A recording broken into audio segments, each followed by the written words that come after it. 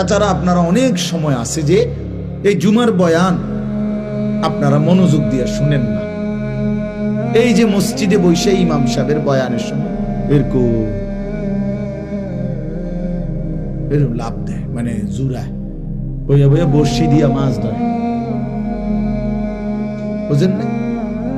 অথচ বছরের কোনো সময় উনি অন্য কোনো দিন 12:30 1টার সময় কিন্তু উনি ঘুমায় না। এটা কোনো ঘুমের টাইম না। কোনো মানুষেরই 12:40 12:50 1টা বাজে মানুষ ঘুমায়। শনিবার রবিবার সোমবার মঙ্গলবার বুধবার বৃহস্পতিবার আপনি কি এই টাইমে ঘুমান?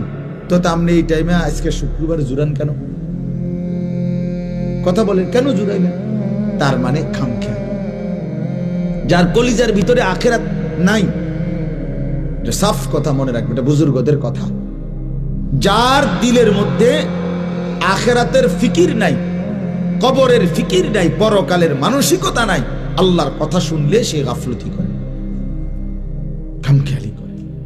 কারণ সে জানে এগুলো আরে তো ইতান এই সমস্ত কথা ইতান ধরে নি বেড়া চলবে বেড়া। আল্লাহর রহমতে তারা 3 জন বিদেশ বেড়া আইছে, এই সমস্ত ধর্মকর্ম দিতে আইছে। 3 ফুট বিদেশ যে বেড়া রে বড় চিন্তা কি।